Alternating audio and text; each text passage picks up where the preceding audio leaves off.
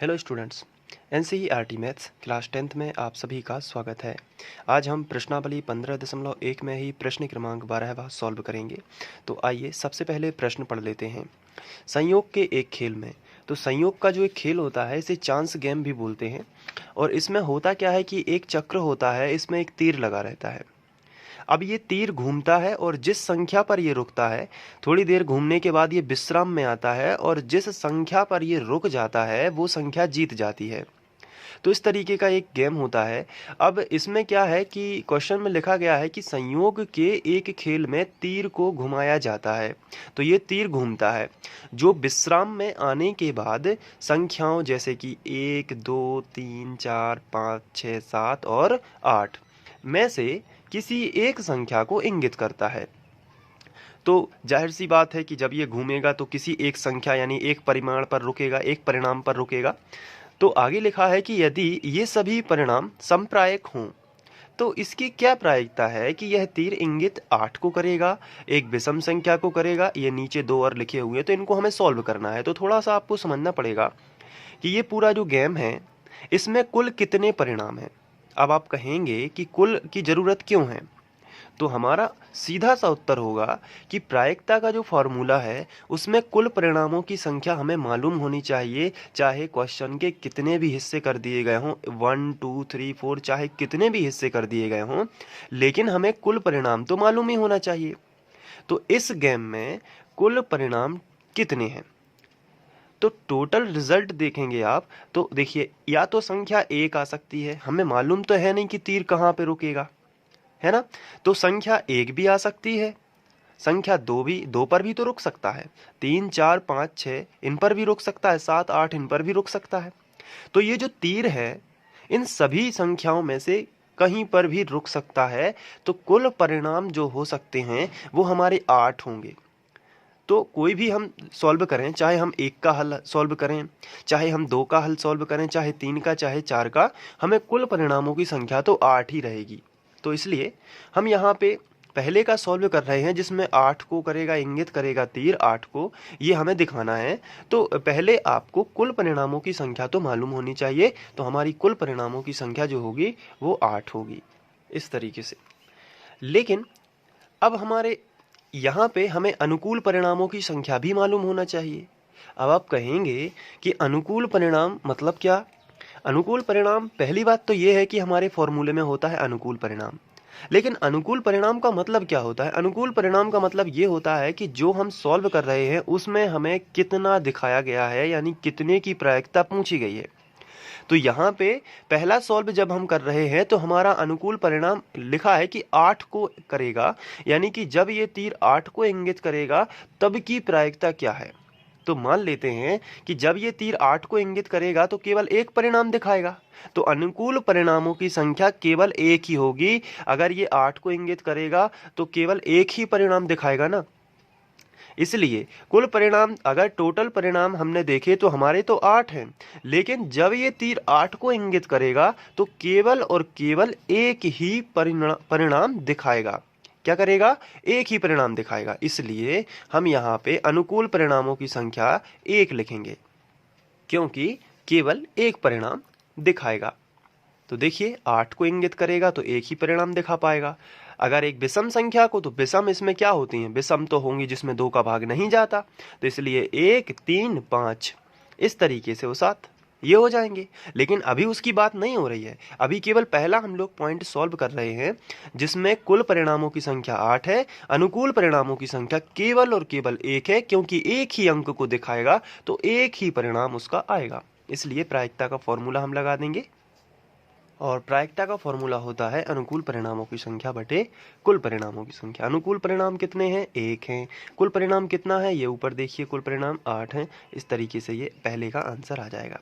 चलिए दूसरा सॉल्व कर लेते हैं।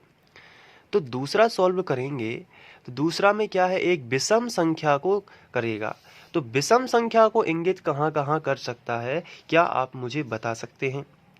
तो देखिए, विषम संख्या यानी कि जिसमें 2 का भाग नहीं जाता। तो अगर 1 को इंगित करेगा तो भी विषम संख्या को, अगर 3 को इंगित करेगा तो भी विषम संख्या को ही इंगित कर रहा है। अगर 5 को इंगित करेगा यानी 5 की ओर आएगा तो भी ये विषम संख्या को ही इंगित कर रहा है, और अगर 7 को इंगित करेगा तो भी ये विषम संख्या को। तो अगर विषम संख्या की बात हो रही है तो हमारे अनुकूल परिणाम कितने हो जाएंगे? 1 या तो यहाँ आ सकता है, 2 या तो यहाँ आ सकता है, 3 और 1 हो जाएगा 4। तो ये इतनी जगह जा सकता है। अनुकूल परिणाम तो 4 होंगे, लेकिन प्रश्न ये उठता है कि कुल परिणाम कितने होंगे। तो क्या आप बता सकते हैं कि कुल परिणाम कितने होंगे?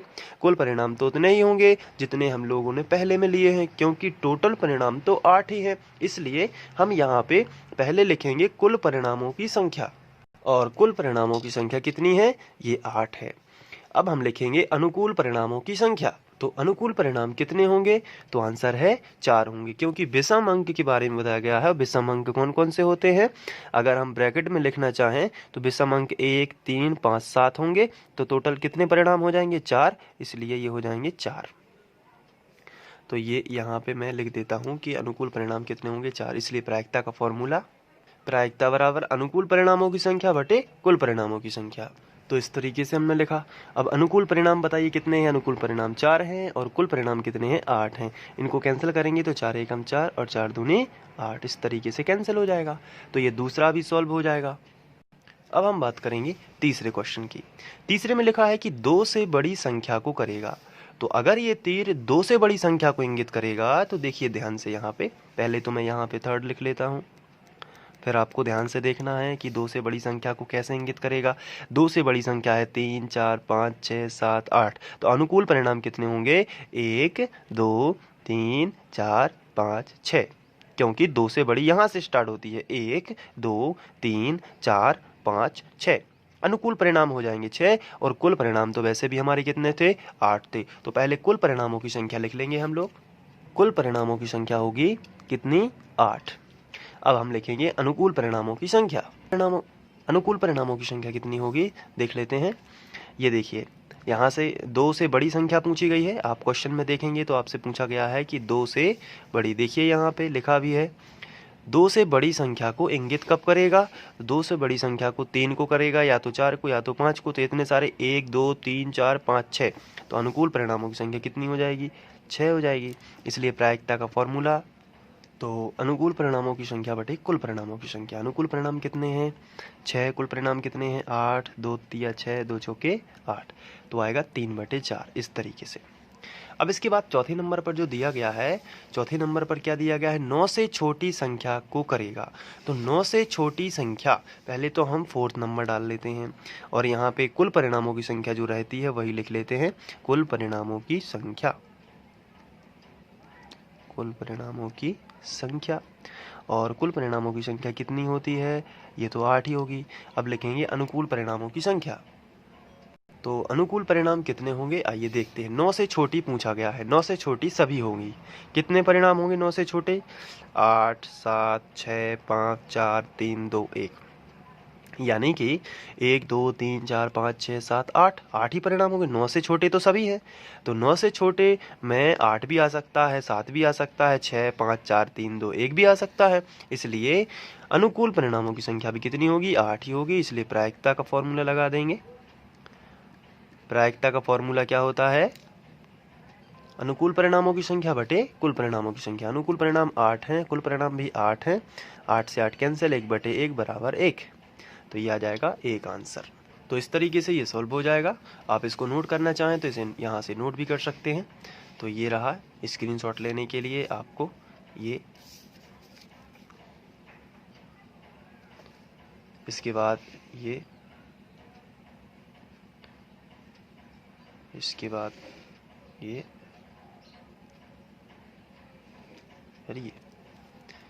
तो उम्मीद है कि आप लोगों को ये समझ में आ गया होगा। Thank you.